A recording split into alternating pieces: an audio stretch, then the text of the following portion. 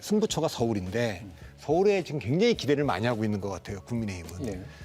그런데 이게 굉장히 어려운 동네입니다, 서울이. 물론 인구가 점점 경기도로 나가면서 경기도는 점점 민주당 텃밭이 되고 서울은 고령화되면서 국민의힘으로 바뀐 건 사실이에요. 예. 그런데 2008년도에 46%로 투표율이 떨어지면서 민주당의 그 친노가 투표장에 안 나와서 한나라당에 40석을 내줬던 그 선거를 빼고 나면 보수정당은 17개를 넘어본 적이 없어요. 예를 들어서 조국 혁신당 때문에 다시 선거에 대한 관심이 있고 윤석열 심판론이 작동해서 이분들이 투표장에 나오면 이분들은 정권 심판론이 윤석열 그 일이 올 거기 때문에 예. 지금 이 상황에서 정당 지지율은 국민의힘이 상당히 앞서는 것 같은데 인물을 넣어서 붙여보면 민주당 후보들이 다 앞서가고 있는 데가 많잖아요, 서울에서도. 그러니까 그만큼 서울은 언더독이고 국민의힘이 도전자입니다. 이게 돈조자들로서 우리가 여기는 10몇 개 이상을 해본 적이 없다. 그런 자세로 해야 되는데 조금 지지율이 올라가니까 다 이긴 것처럼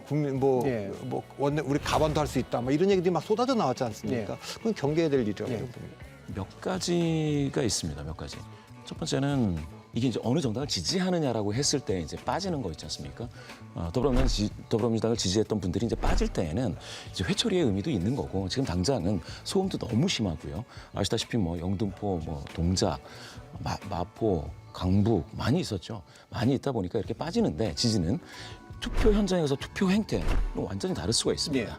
그건 왜 다르냐면은 그때는 이제 최선의 의미로서의 지지를 표명하는 것과 차선 내지 차악을 선택하는 투표 행동하고는 다른 거죠.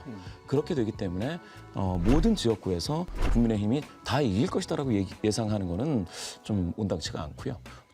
또 하나는 권역 전체를 놓고 샘플링을 하는 것과 쪼개서 선거구별로 샘플링을 할 때에 이게 좀 다릅니다. 좀 다르게 나타나는 경향이 있어서 서울은 분명히 격전지가 맞고 승부처가 맞는데 그렇다고 해서 국민의힘이 일방적으로 이길 거라고 보기엔 좀 쉽지 않다. 저희는 아무래도 경남, 부산, 울산 이 낙동강 벨트가 아주 큰 관심사입니다.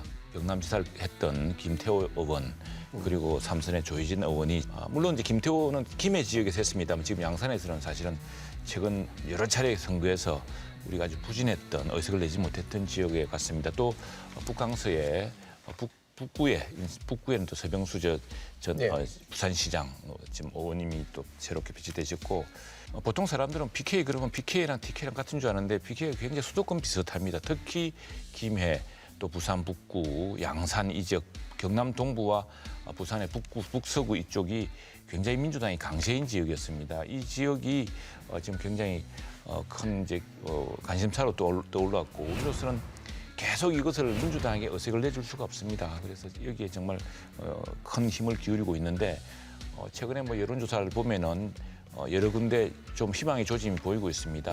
여기에 또 저희 당, 저는 또 경남도당 위원장으로서 힘을 모으고 있고 많은 이제 시민들이 지난 몇 년간 특히 여당이 되어서 이 여당이 이제 할 경제적 정책, 산업 정책, 지역 발전 정책에 대해서 보다 큰 관심을 기울일 것으로 생각을 합니다. 또 여당으로서의 이 지역 발전은 지역 도시의 발전을 위해서 해줄 수 있는 역량들을 또 우리 중진 출신 의원들이 가셔서 발휘하면은 상당히 좀 상황이 달라지지 않을까 그런 기대를 하고 있습니다. 주목하는 데는 전 충청입니다. 늘 충청의 표심이 결국은 이제 승자를 결정하는데 영향을 미친다고는 하지만 이번에 국민의힘이 적폐공천의 주된 부분을 충청도에서 했어요. 이 적폐공천이라고 할 때는 지금 논란이 되고 있는 도태우, 그다음에 대구의 유영아, 그러니까 여전히 탄핵의 강에 빠져 있는 거죠. 김영석, 그 해수부 장관으로 세월호 그 특조위를 방해했다는 혐의로 재판 중입니다. 그리고 정용선 충남 당진입니다. 김영석이 아까 충남 아산입니다. 정용선이 누구냐면은 전 경기지방경찰청장입니다. 소위 말하는 댓글 사건이라고 여론조작 사건에 연루가 됐었고요. 사실상 유죄를 받았는데 윤석열 대통령께 사면을 시켜줬습니다. 그리고 김진모 충북 청주 서원인데요. 민정비서관을 했습니다.